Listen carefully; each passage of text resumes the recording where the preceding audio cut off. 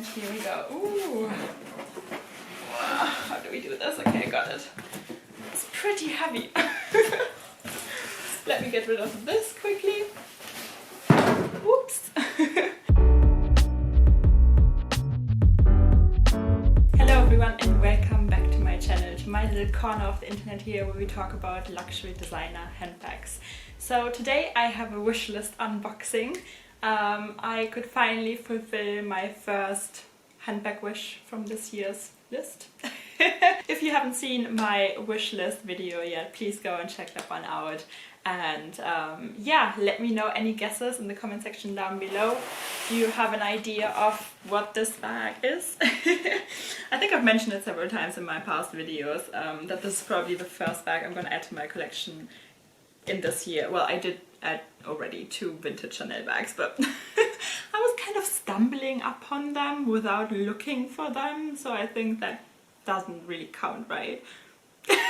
Okay, so this is the Louis Vuitton unboxing today, and yeah, I've had this model in my collection once before. However, I don't know why I sold it about 4 years ago, I think, and I missed it ever since. And I was looking for another like vintage model of this bag, but yeah, I didn't come across the perfect one, not even on my Tokyo trip. So if you haven't seen my Tokyo shopping vlogs yet, please go and check them out too. They are definitely worth it. It's unbelievable what kind of eye candy I found in Japan. Okay, so let's get right into the unboxing. So as you can see, it's a big box, so this is a real unboxing. I'm gonna open this now, and fingers crossed that the bag is perfect. Because obviously you never know when you order something online, you never really know, right? If the stitches are fine, if symmetry is perfect, and so on and so on. I know I'm OCD when it comes to these things. Oh, I didn't bring some scissors. Smart.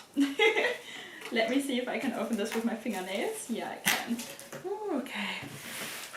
So I've never ordered anything from Louis Vuitton online. I always went into the shops, I asked my SA to show me all different kinds of bags of the same model, and then I basically picked the perfect one. So this is my first ever online Louis Vuitton order. So yeah, let's have a look inside. Ooh, there it says Louis Vuitton. This is pretty cool. And ooh, okay, here we go. Ooh, that looks absolutely fantastic. How do I get this into the picture like this? Okay, so here we are. What do we have here? This is the Louis Vuitton receipt, I guess. I mean, that's what my normal receipts come in. Thank you for shopping with Louis Vuitton. Yep, this is the... Oh, exchange and returns. And actually, because of the current situation, they do have a new return policy, so you can actually return items up until 30 days after the stores have reopened again. So I think that's really nice that they take that into consideration. So yeah, this is your receipts, and here we go. Ooh. How do we do this? Okay, got it. It's pretty heavy. Let me get rid of this quickly. Whoops. Here is the box, and let's open it up. Please, please, please be perfect bag. Yeah, I should have brought some scissors. Let me see what my fingernails can do. Okay, here we go. I got it. Okay, this is the beautiful blue ribbon. Here we go. Ooh. Oh. Et voila, yeah, you can't see a lot right now, but this is the beautiful dust bag that the bag comes with, and I've been waiting for this bag for so long. It's a very classic Louis Vuitton bag, so... Oh, hello beauty. Oh my god, and she's... Okay, yeah.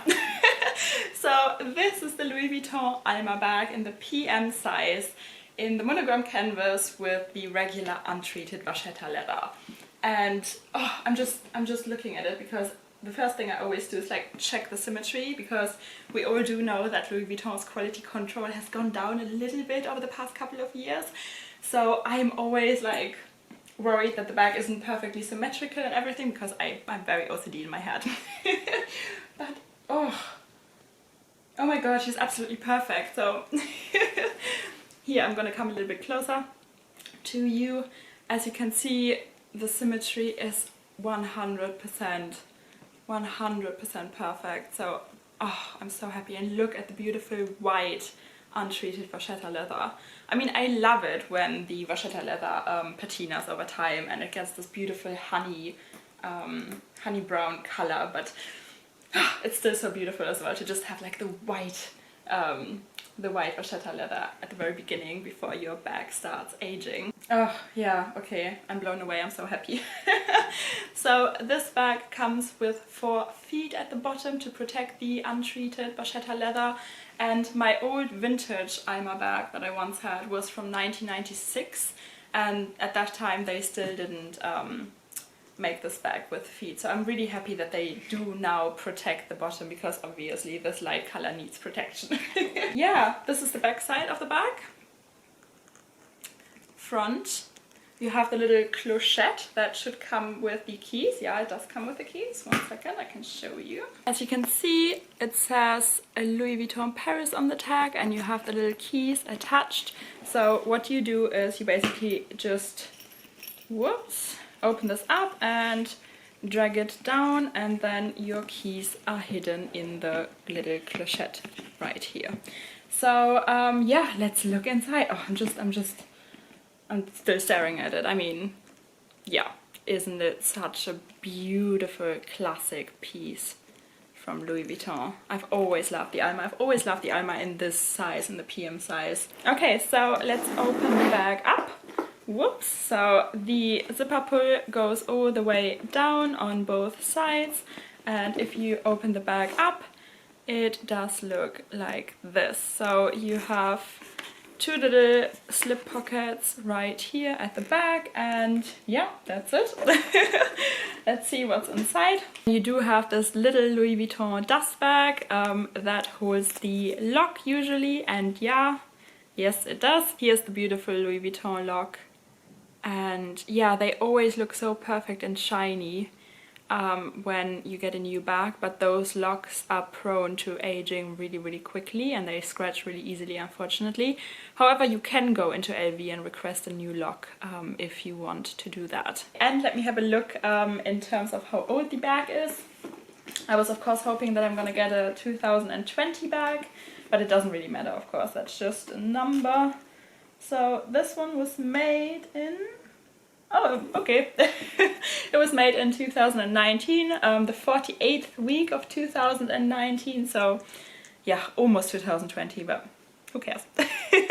Yeah, so with this bag, I actually do think that I just keep the little lock inside its dust bag, simply because on the Speedy it looks like a nice accessory. If you actually put the lock on the handbag, it looks like a nice accessory.